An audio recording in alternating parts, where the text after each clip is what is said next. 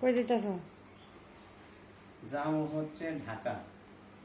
ঢাকা যাবো, ওই যে বিদেশের লেগে এই টাকা দিয়েছিলাম, তারা তো ভিসা করলো, ভিসা টিসা কইরা 2 মাস গেল গা, টাকা পয়সা বিদেশ গেল, ফ্লাইট দিব, একবার টিকিট দিল, কিন্তু পরে আবার এই টিকিট ক্যান্সেল হয়ে গেছে না কি করছে, টিকিট মানে ওটা ভুয়া টিকিট। তো অনেকদিন 2 মাস ধরে ঘুরতেছে, কোনো খোঁজ খবর নেই। তো 2 দিন আগে ফোন দিছে, দেখি আজকে মানে যাইতে বলছে, লাঞ্চের সময় যাইলে পামো কি পামো না ঠিক নেই, যাইতে হবে সেই ঢাকা ইসে ধানমন্ডি, তাদের অফিস আছে, অফিসে যাই, দেখি যদি। অফিসের নাম কি? অফিসের নাম হচ্ছে ইরহা ট্যুরস ট্রাভেলস, ঠিক আছে। এটা অফিসে যাইয়া যদি তারে পাই, দেখি কি বলে, কি আছে বলে আল্লাহ। অনেক আর সব করে বিদেশে টাকা পয়সাই করলাম, তা তো চাকরি বাদ দিয়ে 6 মাস ধরে বসে রয়েছি, সেইটা বড় কথা না, কিন্তু একটা আশা ছিল, আল্লাহর কাছে দোয়া করতেছি। তারাও যেভাবে আশ্বাস দিছে, কাগজপাতি হইলো, সব হইলো, সব জায়গায় চেক করলাম, ভিসা হইলো, কিন্তু ফ্লাইট হচ্ছে না। সবার কাছে জিজ্ঞেস করে বলে যে কেন হবে না, এটা সমস্যা নাই, আসলে কি প্রবলেম, দেখি তারা কি বলে। যদি হয় ভাগ্যে হয়, যদি ভালো কিছু থাকে হয়তো ভালো রেজাল্ট পাবো, না হইলে আর কি করার। ঠিক আছে।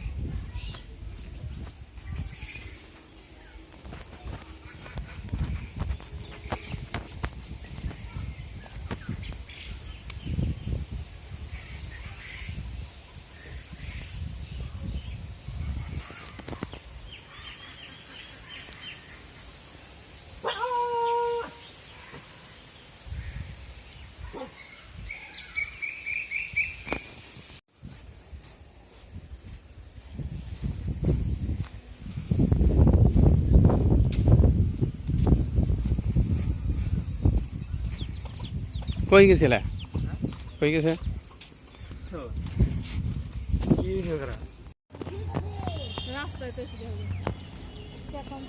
ভালোই বই রেখে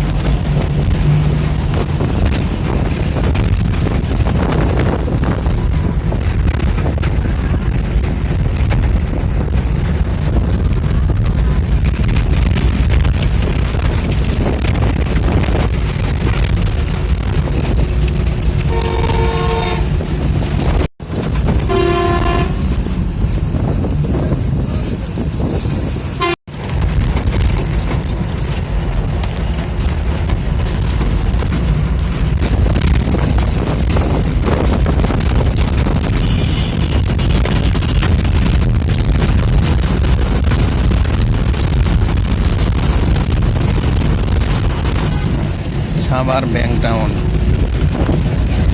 আবার ব্যাংক টাউন পার করতেছে এখন।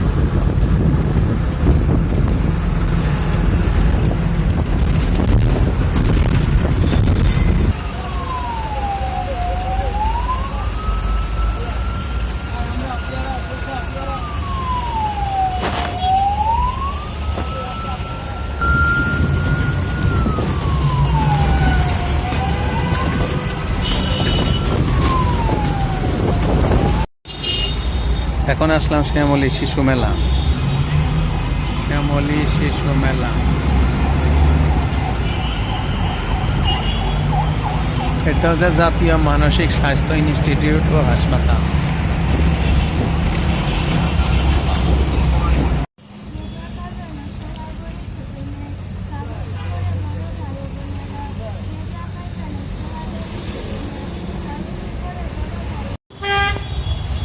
নামলাম হচ্ছে ঢাকা এলিফ্যান্ট রোড, শোভাযাত্রা গাড়িতে চড়ে, ঢাকা মানিকগঞ্জের গাড়িতে ধামরাই থেকে শোভাযাত্রায় চড়ে আসলাম এলিফ্যান্ট রোড। এখানে এলিফ্যান্ট রোড, এখানে ওভারব্রিজ আছে, ওভারব্রিজের থেকে মানে ওভারব্রিজের উপর দিয়ে যাইয়া ডাইন পাশে যাইতে হবে রাস্তার। এই যে দেখাচ্ছি কিভাবে ওভারব্রিজ।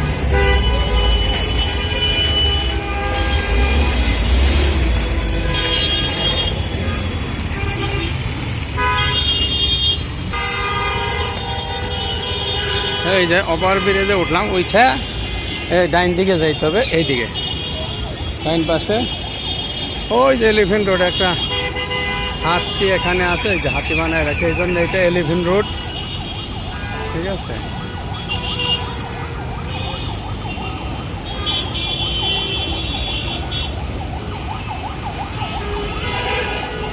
ওই যে ওইদিকেও রাস্তা আছে, এইদিকে না যাই সোজা যাইতে হবে, সোজা গিয়ে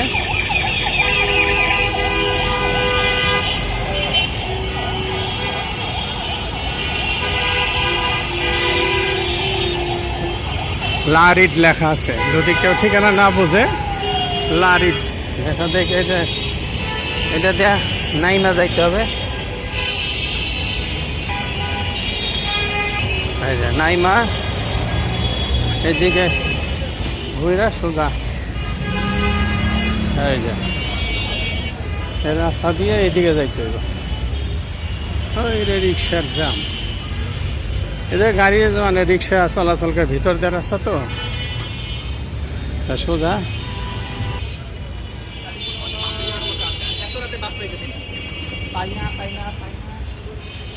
কিছু দূর মানে এবার হাইটা যাইতে হবে, মোটামুটি 2 মিনিট হাঁটার পরে সেই অফিস।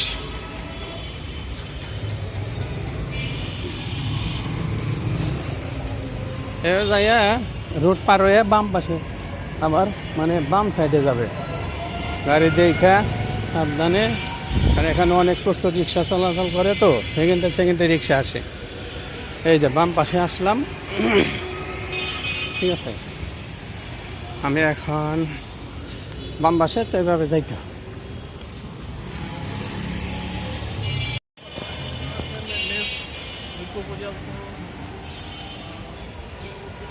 বাম সাইড দিয়ে হাঁটতে যাইতে হবে। রিক্সা নিলেও জায়গা এখানে কাছে তো, রিক্সা নেওয়ার কোনো প্রয়োজন নাই। রিক্সা নেওয়ার প্রয়োজন আমি দেখাইতেছি, কারণ এই অফিসে টাকা দিয়েছি 9 লাখ টাকা বিদেশ যাওয়ার লিগে।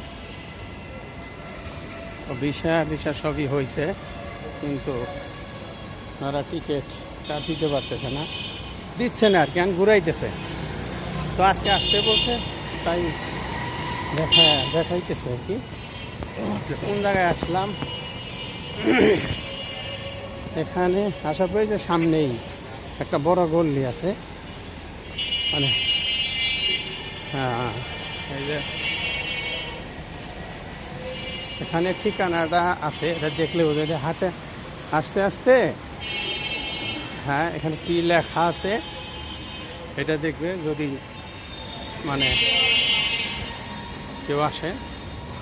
এই যে একটা বাড়ি, একটা বিল্ডিং, এখানে এই যে লেখা আছে, এই লেখাটা তো এই যে লেখা,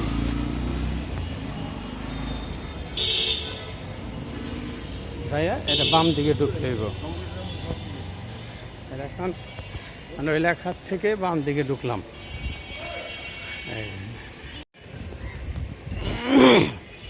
এখানে অনেক গাড়ি পার্কিং করা থাকে, ঠিক আছে। বাম দিক দিয়া সোজা হাঁটতে হাঁটতে এখানে একটা বড় বিল্ডিং, এখানেও তো ওই সব মানে বিভিন্ন ব্যবসা প্রতিষ্ঠানের জায়গা এটা। এখানে এই যে হাঁটতে হাঁটতে এই দিক দিয়েছে, এই যে সোজা ডাইনে ভাই যাবে না, এই যে হ্যাঁ স্কাই টুরস, এটাতে গল্লি দিয়া আবার একটু ভিতরে যাইতে হবে।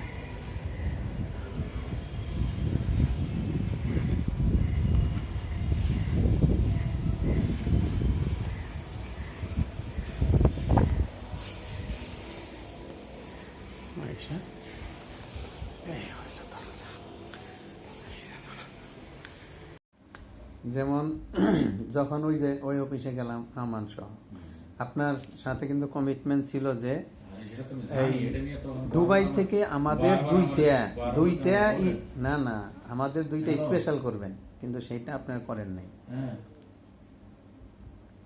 তো সেইটা আপনি না না না আপনি ইন্ডিয়া থেকে করতে যাই 6 মাস সময় লাগে।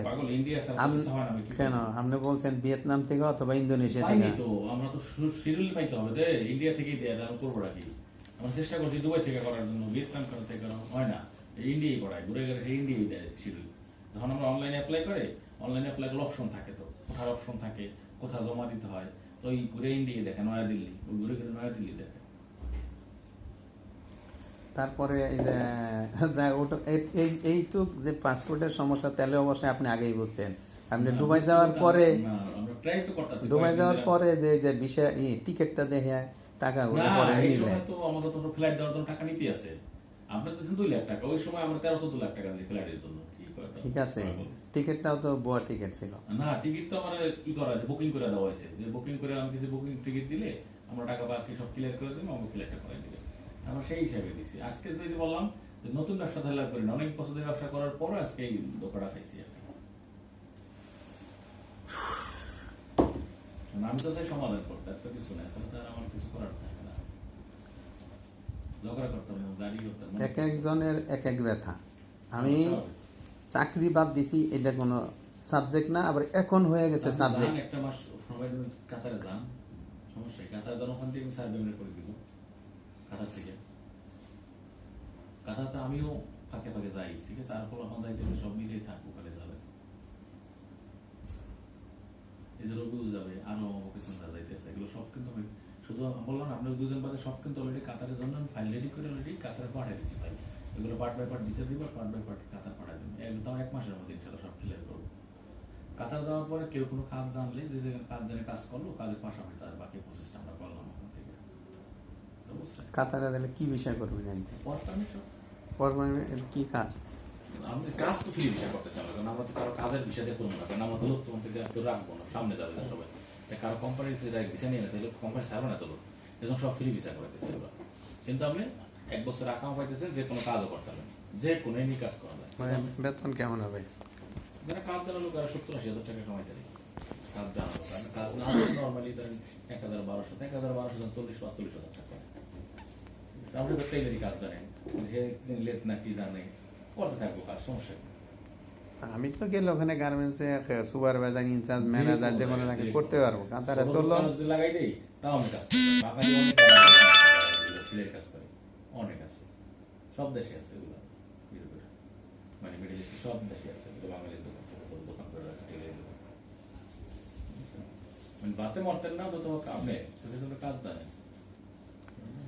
আমি তো আপনাদের বলছি যে খালি নিয়ে মানে ফেলেন হ্যাঁ, ফেলে বলতো, আমি তো যাই ওইটাই চাইতেছি। সাদিয়া যাই, তারপরেরটা পরে কি হবে না হবে এটা দেয়া যাবে না। ওটা বুদ্ধি করে কাজ করলে অনেক কিছু করা যাবে, অনেক কিছু করা যায়, এটা সত্য। কিন্তু এখানে শুধু আপনার কাজ হলো আমার একটা জিটি করে এনে দিবেন, যার পাসপোর্ট হারাই গেছে, ঠিক আছে, এনে দিলে আমি ফাইল খালি আনা লাগবে না, আমার খালি ফটোকপি ছবি দিলে পাঠিয়ে দিবেন, আমি ফাইলটা রেডি করলে খালি যেন মোহাম্মদ করে ফাইলটা পাসপোর্টটা জমা দিয়ে দিবেন, খালি ফিঙ্গারটা দিবেন আর ছবিটা চলে যাবে, পরে একদিন পরে পাসপোর্টটা না কাছে করে যাবে, এটাও আমি করে দিব পাসপোর্টটা, জরুরিটা করে দিয়েছি, কি করবো মানে দিয়েছি।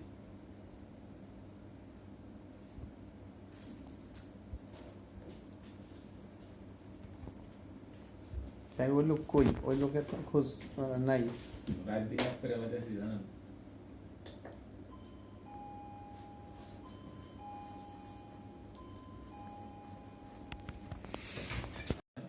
কাতার থেকে আমরা ওখান থেকে আমরা আপনি সার্বিয়া পৌঁছে দিই।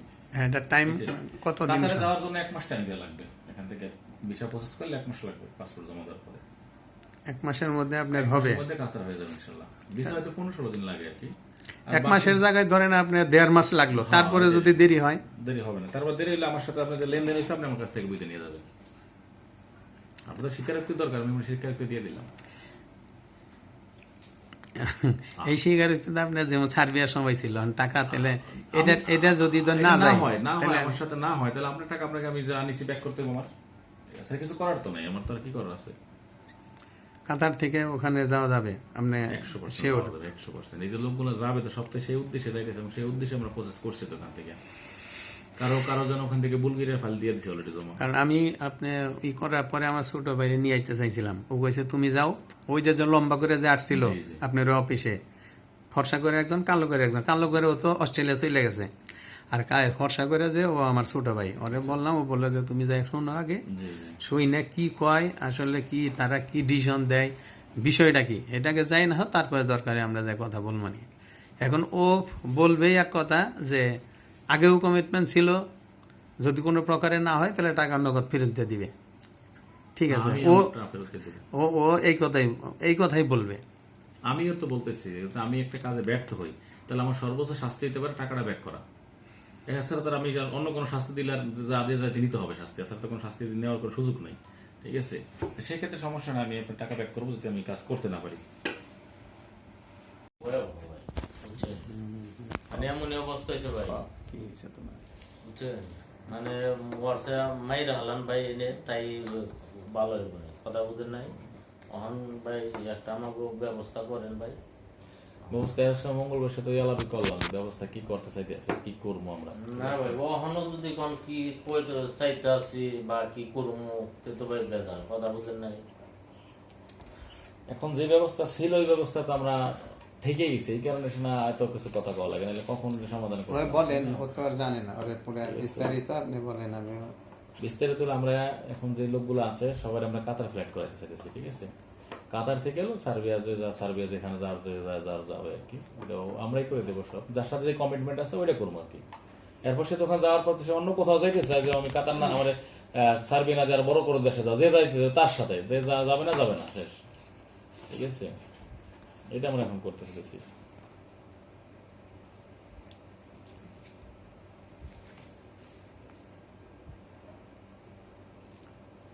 মানে ওটা কি সমস্যা কি? ওটা সমস্যা বলতে পাসপোর্ট কালেকশন করতে পারতেছি না, এই বড় সমস্যা। পাসপোর্টের জন্য বেশি আসতে গেছি আমরা। যে আমার কয়েকজন পাসপোর্ট অলরেডি আমরা নতুন করে বানায় ফেলাইছি, রবিলোটা বানায় জমা দিয়ে দিচ্ছি, রবিলোটের কাতারের বিষয়ে অ্যাপ্রুভ হয়ে গেছে।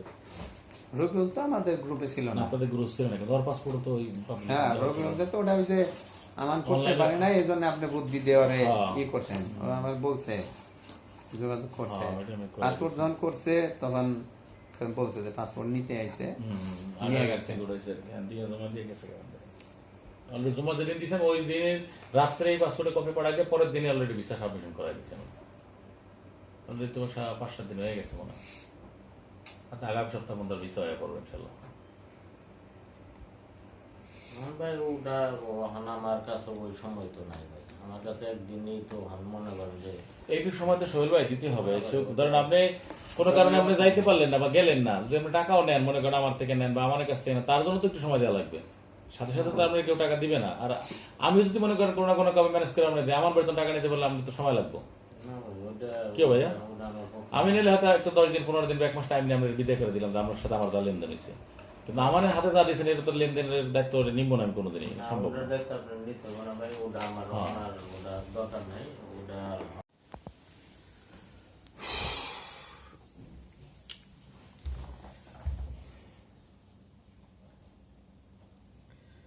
সার্ভে যাওয়ার উদ্দেশ্যে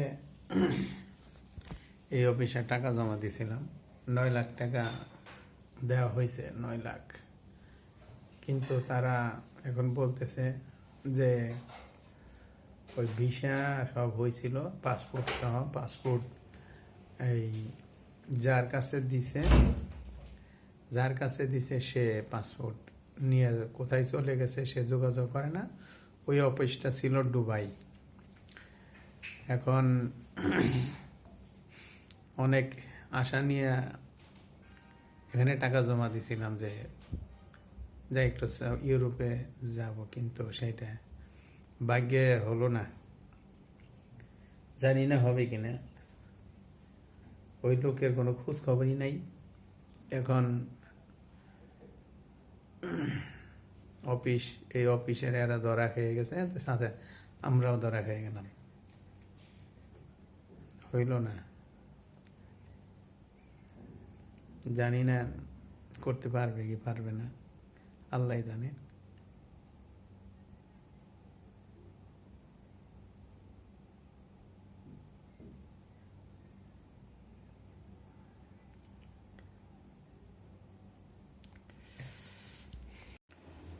তো আসছিলাম, কাজ কাম শেষ, কোনো রেজাল্ট হইল না, নিয়ে আসছিলাম আশা নিয়ে, এখন ভাষা নিয়ে চলে যাই। ঠিক আছে, এখন কাতারে যাওয়ার জন্য কাতরাইতে হবে, কোনো লাভ নাই। ইউরোপ যাওয়ার শখ ছিল, কিন্তু শখটা পূরণ হলো না, জানি না কি হবে। ভিসার ওই কি পাসপোর্ট নাকি মাইরা দিয়া চলে গেছে, খোঁজ খবর নাই। এখন আজকে যায়, তারপরে ভবিষ্যতে কি হবে না হবে সেটা পরে দেখা যাবে। আসো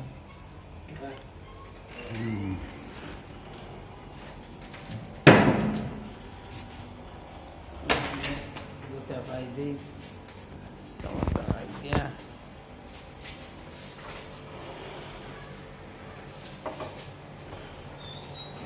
এই যে আমরা 3 জন, আরো অনেক লোক ছিল, মোটামুটি 17-18 জন যাত্রী, সবারই ভোগান্তিতে আছি।